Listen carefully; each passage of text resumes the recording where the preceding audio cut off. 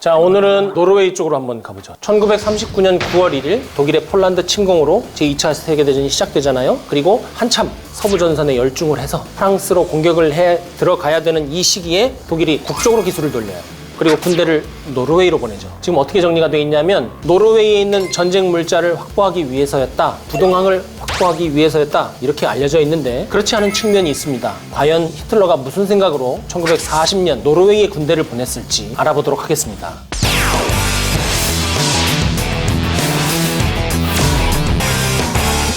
자, 독일군이 북으로 올라가자. 자원을 먹자. 부동항을 차지하자. 이렇게 해서 노르웨이에 들어갔다고 알려져 있습니다. 1940년 4월 8일부터 6월까지 이 독일이 노르웨이를 침공을 해서 점령하는 전투, 이것을 노르웨이 전투라고 지칭을 하죠. 동시에 진행된 덴마크 침공도 있었는데 이 작전 명칭이 뭐였냐면 베저위붕입니다. 이게 뭐냐면 도하훈련 이런 뜻이에요. 강훈련, 베저위붕. 이것이 일종의 위장 명칭, 암호명이었던 것이죠. 제2차 세계대전의 시작이었던 폴란드 침공 당시 내용을 보면 전쟁을 일으킨 독일이 장기전을 할 준비가 돼 있지 않았어요. 독일은 어떻게 생각을 했냐면 영국하고 프랑스가 폴란드 때문에 참전할 것이라고 생각하지는 않았었던 것 같아요. 그런데 예상과 달리 영국, 프랑스가 폴란드에 처음에 약속했던 대로 전쟁을 선포를 하죠. 그리고 참전을 결의를 합니다. 이것은 곧 뭐냐 하면 영국, 프랑스와 장기전, 직접적인 전투를 해야 된다는 것을 의미하는 것이었고, 그랬기 때문에 장기전을 예상하지 못했던 전략물자 비축량이 부족했던 독일로서는 심각한 문제였다. 이렇게 평가를 하고 있습니다. 실제로 폴란드 침공이 끝난 시점에 독일군은 내부적으로 위기에 좀 빠져 있었어요. 탄약이 없었어요. 탄약이 예비 분량까지 합쳐서 2주분밖에 안 됐고, 항공기가 쓸 폭탄도 마찬가지로 2주분 정도밖에 안 남았었어요. 그리고 초전에 전차하고 항공 전력을 생각했던 것보다 많이 잃었어요. 30%, 25%가 더 이상 사용할 수 없는 상태가 되었죠. 그런데도 히틀러는 아직까지 침공이 제대로 끝나지도 않은 상황에서 프랑스 공격해! 라고 명령을 했어요. 그것은 이제 참모들이 뜯어말리죠. 아예 안 됩니다. 그래서 만슈타인 회고록에 보면 총공세 명령을 공격하라고 그랬다가 잠깐 이렇게 하라고 그랬다가 저렇게 작전 연기 명령이 28번이나 내려갔다고요. 그래서 공격 개시일이 28번이나 연기가 된 거죠. 무슨 문제가 있었느냐? 자원 수급 문제가 그만큼 컸던 겁니다. 이러한 자원의 문제를 히틀러도 처음부터 인식을 하고 있었어요. 미넨 협정 시절부터 외교적으로 무엇에 골몰을 했냐면 전쟁을 지속할 수 있는 전략 자원의 수급, 이것이 없으면 안 된다. 특히 이제 전쟁이 나면 독일은 바다로 통할 길이 없잖아요. 해안을 어떻게 안 하면 전쟁을 지속할 수가 없는 거예요. 그래서 노르웨이를 침공했는데 기존에는 이것을 어떻게 해석을 했냐면 첫 번째, 보존 자원 확보를 위해서 그렇게 했다. 노르웨이, 스웨덴 여기서 철광석 엄청나게 나오거든요. 그리고 또 이런 얘기도 해요. 누군가가 그랬어요. 거기 석유도 많잖아요. 그런데 아이고 그쪽 그 석유는 70년대 개발됐어요. 그러니까 2차 세계대전하고는 별로 석유는 상관이 없고, 두 번째는 부동항을 확보하기 위해서 그랬다. 독일은 영국 때문에 북해 쪽으로 오는 해운이 막히잖아요. 북해 쪽 제해권이 영국 해군에게 있으니까. 그러니까 그 위로 더 올라가서 길을 뚫으려고 그랬다. 그런데 이 두 가지 다 설명이 부족합니다. 철광석 확보하려고, 항로를 확보하려고 전쟁 초기에 서부 전선을 포기하고 노르웨이로 군대를 보냈다? 그건 교과서에서 하는 얘기고 실제 전장에서 일어나는 일은 조금 달랐어요. 영 틀린 얘기는 아니에요. 하지만 학생들에게 역사를 가르칠 때 알려줘야 할 것이 있고 지금 알려줘서 별로 득이 안 될 거 있잖아요. 예를 들면 뭐 그런 거, 인간의 추악한 욕망, 야사 이런 거는 교과서에 안 나오잖아요. 그리고 교과서에서는 명확한 그 줄거리를 가지고 그 줄거리에서 연결되는 스토리를 얘기해 줘야 되니까 철광석 확보, 부동항 확보 이런 것들을 이제 얘기를 하는 거죠. 1차 사료가 나오고 연구가 지속되다 보니까 그게 아니더라는 거죠. 노르웨이 침공을 한 이유가 뭔고 하니까 처음부터 소련을 깔려고 준비를 한 거예요. 우리는 철광석이 필요하다, 부동항이 필요하다 명분을 내세워서 노르웨이로 들어가가지고 저 북쪽으로 한참 돌아서 결국은 무르만스크 먹고 핀란드 통해서 상트페테르부르크 이런 데 지나갔고 여차하면 바로 그 밑에 뭐 있어요? 모스크바 있잖아요. 소련을 먹고 싶었다는 거죠. 그래도 흥미로운 게 스탈린의 반응이에요. 스탈린 누굽니까? 전술, 전략, 음모, 야욕의 대가잖아요. 그런데 불가침 조약 맺고 독일이 소련 땅에서 훈련도 하게 해주고 장비도 지원해주고 이렇게 하는데 노르웨이 침공하겠다고 하니까 그걸 비밀로 하고 몰래 해군도 빌려준단 말이죠. 그런데 히틀러하고 그의 장군들은 처음부터 소련을 공격할 계획을 세우고 있었다. 비밀로 마음속에 배은망덕한 거죠. 배은망덕한 놈들이 1940년 4월 초에 노르웨이를 공격할 준비를 이렇게 시작하는 겁니다. 근데 또 연구 결과에 의하면 이런 얘기도 있어요. 서부 전선에 집중할 시기에 소련의 의심을 받을 위험을 감수를 하고 왜 노르웨이로 갔느냐. 결국 소련 때문이라는 얘기가 나옵니다. 그러니까 소련을 보니까 원래 그렇잖아요. 남 등 잘 치는 사람은 누가 자기 등 칠까 봐 항상 불안해. 불가침 조약을 맺긴 했지만 여차하면 소련이 내 등을 칠 것 같은 거야. 그리고 또 히틀러가 보니까 소련군 이거 별거 아닌 것 같은 거예요. 왜? 1939년 11월 30일부터 1940년 3월 13일까지 무슨 일이 있었어요? 소련의 핀란드 침공이죠. 소련이 여기서 아주 웃음거리가 됐잖아요. 약체라고 볼 수 있는, 상대적으로 약체라고 볼 수 있는 핀란드를 어떻게 하지 못하고 소련의 대군이 여기에 붙들려갖고 거의 반년을 잡혀 있잖아요. 겨울전쟁. 유럽인들이 그래서 이걸 뭐라고 부르냐면 핀란드 침공, 겨울전쟁 이렇게 안 불러요. 소세지 전쟁이라고 그래요. 전쟁도 아니고 그냥 컨플릭트, 분쟁이라고 합니다. 히틀러가 그래서 보니까 이게 뭐냐면 이게 지금은 아니고 소련을 이거 내가 먹어도 되지 않을까 하고 확신을 하는 거죠. 저 약체 별것 없는 것 같은 핀란드군한테 저렇게 붙들려 있으니까. 그리고 명분도 있다고 생각을 했어요. 무슨 명분? 불가침 조약을 맺어놓고 그것을 확 배신해 먹고 소련 등에 칼을 꽂을 명분, 그게 있다고 생각해요. 왜? 지금 스탈린이, 이 소련이 사실은 핀란드랑 32년에 불가침 조약을 맺어놓고 핀란드 등에 칼을 꽂은 거거든요. 히틀러는 그래서 두 가지 생각이 나는 거죠. 스탈린도 불가침 조약 어겼는데 나는 왜 못 어겨? 너 핀란드한테도 그렇게 했는데 네가 내 등에 칼을 안 꽂을 거라는 장담 못 하잖아. 그러니까 노르웨이를 침공을 해서 소련으로 들어갈 준비를 하는 겁니다. 나중에 서부 전선으로 가서 프랑스를 침공하고 프랑스를 내가 먹더라도 일단 노르웨이 정도는 내가 미리 먹어놔야 나중에 스탈린이 그토록 두려워하는 양쪽 전선에서 동시에 소련을 공격할 수 있겠다. 이렇게 생각하는 거죠. 자, 결국 이렇게 시끄럽습니다. 1940년 4월 현재 북유럽이 지금 엄청 시끄럽잖아요. 온통 전쟁이고 또 그 전쟁이 나면 어떻겠어요? 온 나라가 독일과 소련에서 지금 군수물자 병력들이 오가고 집결하고 이런 상황이죠. 영국과 프랑스는 이것을 파악하고 있는 거예요. 독일이 노르웨이를 공격하겠구나 하고 감지를 하고 있었죠. 충분히 알죠. 그런데 지금 영국, 프랑스가 노르웨이를 도울 명분이 없어요. 도와주고 싶어도 함부로 군대를 보낼 수가 없어요. 왜냐하면 중립선언했잖아요. 나는 중립선언이야. 적이고 아군이고 들어오지 마. 그런데 거기에 병력을 가지고 들어갈 구실이 있느냔 말이죠. 없는 거죠. 이때 일어난 중요한 사건이 하나 있는데 바로 알트마르크호 사건입니다.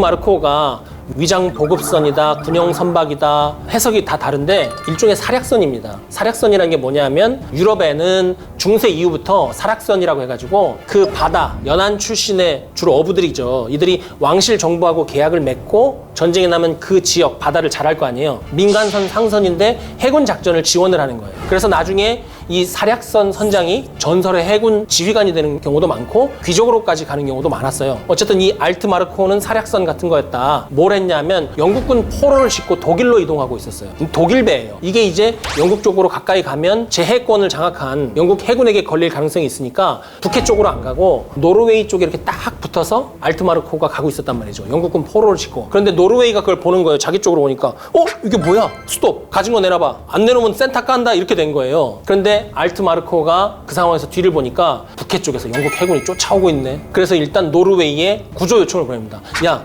영국 해군이 쫓아오는데 나 쟤한테 걸리면 끝장난다. 나 좀 도와줘. 좀 들어갈게. 그러는데 노르웨이가 야, 우리 중립했잖아. 입항하지 마 하고 거부를 합니다. 그러는 사이에 영국 해군이 알트마르크호를 공격을 하죠. 그래서 독일이 여기에 대해서 좀 항의를 합니다. 노르웨이에 어떻게 물에 빠진 사람을 안 구해줄 수가 있느냐. 니네 그럴 수 있느냐. 이런 식으로 항의를 하고 명분을 딱 잡아놓는 거죠. 이게 1940년 2월의 일입니다. 히틀러하고 독일군 장군 참모들이 이것을 기억해서 이제 나중에 끄집어내요. 그리고 생각할수록 화가 나는 거죠. 노르웨이 이놈들 봐라. 그러면서 영화에 보면 그거 있잖아요. 가자!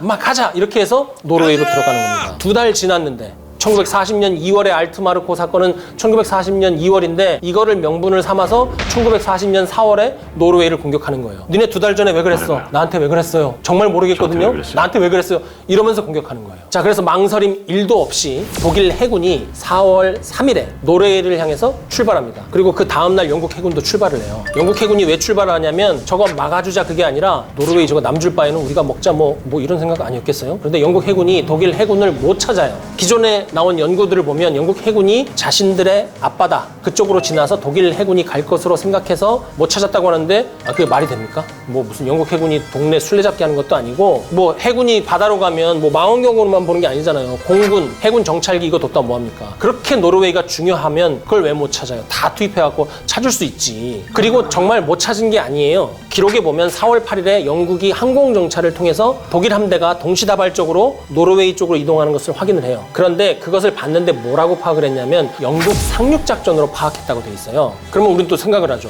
영국은 이거를 왜 영국에 대한 상륙작전으로 파악을 했을까? 노르웨이로 공격하는데. 그런데 영국이 독일이 본토에 상륙작전을 할 거라고 되어 있는 문헌이나 기록이 또 없어요. 희한하죠. 영국으로 독일군이 상륙한다? 몇 명을 데리고 제해권도 영국에 있고 제공권도 본토에 한해서는 영국이 완벽하게 갖고 있고 지금 영국이 유럽 대륙으로 넘어와야 되니까 그렇지 영국 육군이 얼마나 쌩쌩합니까? 그 영국 육군이 쌩쌩한 그 본토로 독일군이 상륙한다? 그것도 뭔가 안 맞죠.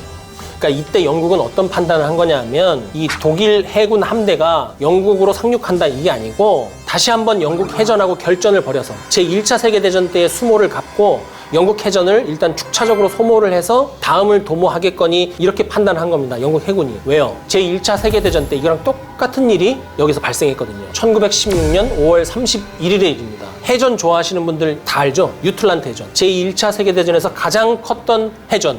기억을 더듬어 보세요. 이거 왜 일어납니까? 북해가 영국에 의해서 봉쇄가 되고 영국이 제해권을 계속 갖고 있으면 이 전쟁이 죽도 밥도 안 되니까 독일 해군이 영국 해군하고 결전을 벌이기 위해서 시도한 게 유틀란트 해전이잖아요. 영국은 이걸 떠올리는 거예요. 아, 얘들 이거 또 하는구나. 그러니까 북해에서 영국 해군은 딱 진영을 갖추고 대열을 이루어서 해전 준비를 하고 있었어요. 근데 독일 해군은 어떻게 해요? 샥 이렇게 덴마크 쪽으로 붙어가지고 오슬로, 아렌달 이쪽에 노르웨이 남쪽에 있는 항구 있거든요. 거기로 샥 들어가네? 이런 건 속수무책이죠. 연안으로 붙어서 싹 들어가는데. 그래서 하루 만인 4월 8일에 독일이 노르웨이 남단으로부터 북단까지 여러 개의 항구에 적게는 1개 대대 규모, 많게는 간편된 1개 사단 정도 규모의 병력을 노르웨이 그 항구에 딱딱딱딱 집어넣는데 성공을 해요. 왜 이렇게 딱딱딱딱 집어넣느냐? 노르웨이 지도 자세히 보세요. 그게 말 해안선이 아주 복잡해요. 거기에 넣어서 이제 본토로 집어넣으려고 한 거죠. 그러면 또 뭐 영국 해군이 이걸 하나도 못 찾아가지고 그냥 무혈 입성하듯이 다 들어갔느냐? 그건 또 아닙니다. 4월 7일에 북상하는 독일 해군 함단을 덴마크하고 오슬로 요 사이에 있어요. 여기서 딱 발견했어요. 근데 이거를 영국군이 뭘로 찾았냐면 밤에 항공 정찰로 찾았어요. 이걸 확인을 하고 당장 출동할 수 있는 함대를 출항을 시켰어요. 영국군이. 근데 이게 어디냐면 영국 저 북쪽에 스케퍼 플로라고 있어요. 영국 북단이라고 생각하시면 되는데 영국도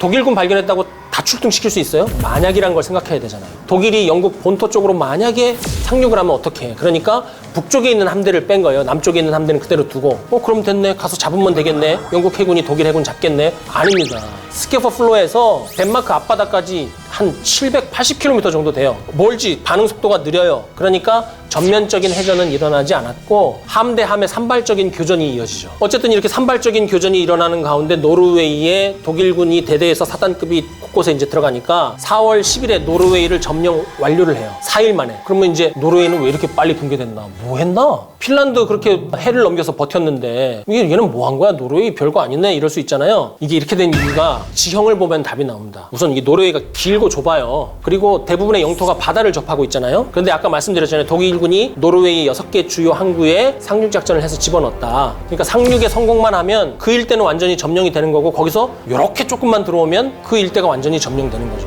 이런 가운데 영국이 노르웨이에 지상군을 보내서 독일의 노르웨이 점령을 저지하려고 하죠. 그게 어디냐면 릴리암베르, 동계올림픽 때는 우리 다 알잖아요. 여기에 이제 영국군이 증원부대를 보내죠. 그래서 노르웨이에 온달스네스라는 곳이 있어요. 왜 이 온달스네스, 왜 하필 이 온달스네스에 상륙을 했냐? 적기를 잃으면 안 되잖아요. 그리고 어느 곳이 독일군의 주공인지 알 수가 없어. 상황 파악이 안 돼. 그러니까 노르웨이의 대략 3분의 1쯤 되는 곳에 상륙한 거예요. 뭐 노르웨이 자체가 상륙해서 지상군 작전을 하기는 굉장히 어려운 곳입니다. 정말 이게 무슨 군사작전이 아니라 이게 노가다였어요. 당시의 모습을 보면. 우리가 상륙작전 하면 이런 거 생각하잖아요. 노르망디 상륙작전 촥 인천 상륙작전 촥 다큐 영화 그런 거 많이 봐서 우리가 상륙작전 하면 그런 것만 생각하는데 그거는 아주 드문 예입니다. 인류 역사에 빛나는 성공한 작전. 그게 상륙작전의 본질은 아니에요. 그 인류 역사에 있었던 그 수많은 전투에서 상륙작전의 본질을 가장 잘 드러내는 게 뭐냐면 여러분들 그 바이킹이라는 드라마 있죠? 거기에 보면 잘 나와요. 그냥 한 30명 정도가 상륙해서 거기에 있는 또 30명 좀 넘는 그 방어부대랑 그냥 뭐 이렇게 싸우는 거. 그게 상륙작전의 본질이에요. 뭐 무슨 뭐 사단이 있고 군단이 있고 그게 아니라. 그래서 이기면 계속 올라가고 그들 이들을 이어서 후속 부대가 올라와서 같은 짓 또 하다가 상륙 후에 현지에서 무기하고 물자 노획해가지고 중간 지점에서 만나가지고 공격하다 보면 지상군하고 만나고 전투하고 그런 겁니다. 굉장히 고단하고 처절한 작전이죠. 이건 뭐 작전이라고 하기는 뭐하고 상륙 행동이에요. 영국군하고 독일군이 한 것이 그런 주로 상륙 행동이었습니다. 독일군이 4월 10일을 전후해서 일대 점령을 마쳤다고 했잖아요. 주요 항구는 물론 다 점령을 하고 군사적으로나 정치적으로나 노르웨이를 거의 점령한 거나 마찬가지인 상황이었는데 영국 육군이 여기에다 대고 별 큰 준비 없이 온달스네스 거기 보면 그 중부 쪽으로 도로가 쭉 있어요. 그걸 따라서 이제 계속 갑니다. 독일군이 나올 때까지 계속 가요. 아마 계속 가는 거 말고는 다른 뭐 방법이 없었을 거예요. 지형도 굉장히 험난하고 언제까지 가냐면 이게 4월 21일까지 계속 가요.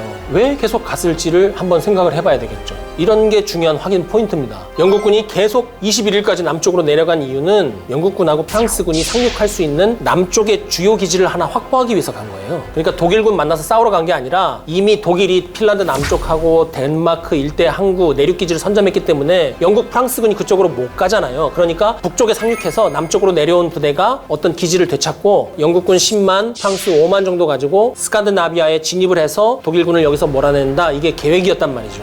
그래서 내려가다가 릴리 한메르에서 독일군하고 만나요. 그리고 만나서 어떻게 되냐? 눈처럼 녹는다. 뭐가 어떻게 됐는지 모르겠는데 녹습니다. 흩어지고 도망갔다고 기록이 되어 있어요. 그러면 여기서 영국군 바보구나. 영국군이 바보입니까? 영국 육군 얼마나 쌩쌩해요. 공격에 특화된 부대예요. 그러니까 아마도 이것은 어떻게 추측을 할 수가 있냐면 영국군이 그때 당시에 가장 깊은 인상을 받은 전투가 무슨 전투였을까요? 핀란드 전쟁, 겨울 전쟁. 거기에서 핀란드군이 썼던 그 모티 전술, 그 쪼개기 방식, 그것을 쓰려고 했던 것 같아요. 그 핵심이 뭡니까? 히트앤런이잖아요. 때리고 빠져서 다시 퍼져가지고 장작을 쪼개듯이 각계격파하는 거. 이것을 하려고 했던 것 같아요. 대부대 단위로 공방을 주고받는 것이 아니라 뚜렷한 주둔지, 진지를 형성하지 않고 중대, 대대 단위로 찢어져가지고 독일군하고 동시다발적으로 여러 장소에서 교전을 하자. 이것을 택했던 것 같아요. 그러니까 찢어졌고 그 찢어진 모습을 제3자가 밖에서 바라봤을 때는 녹은 걸로밖에 안 보이는 거죠. 결국 이런 게릴라 방식의 전투가 추구하는 바는 뭡니까? 시간 지연, 그리고 끊임없는 소모, 그 다음에 강한 적을 계속해서 약 올려갖고 붙잡아 놓는 거. 계속해서 소모적인 전투가 계속되다가 이 전투의 향방을 결정지은 것인데 바로 병력과 보급이었습니다. 상륙한 독일군이 일단 노르웨이군하고 영국, 프랑스군을 합친 것보다 많았고요. 게다가 덴마크를 차지한 독일이 거기서 계속 탄약하고 물자 보급을 받을 수 있었는데 영국군은 그렇게 못한 거죠. 왜?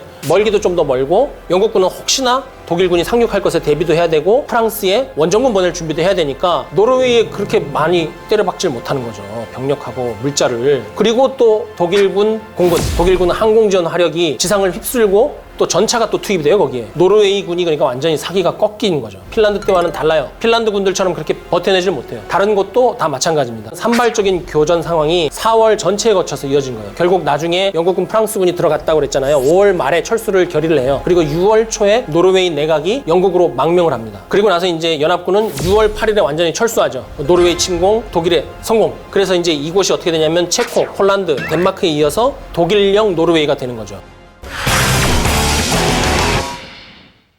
그런데 이제 이렇게 얘기합니다. 62일 동안 버텼다. 이게 노르웨이가 내세운 평가입니다. 우리가 근데 보니까 버틴 게 아니잖아요. 그냥 당하고 흩어져가지고 항복했잖아요. 근데 이게 북유럽에서는 통해요. 왜? 덴마크 때문에. 덴마크 사람한테 4 hours 이러면 굉장히 화냅니다. 덴마크가 4시간 30분 만에 항복했거든요. 그러니까 노르웨이는 우리가 그래도 덴마크보단 낫다. 이 얘기를 할 수 있는 거죠. 노르웨이는 국토가 독일의 손에 세워지고 넘어간 이후에도 망명 정부가 세워졌고 또 본토에서는 레지스탕스 운동이 계속됐어요. 포기하지 않았죠.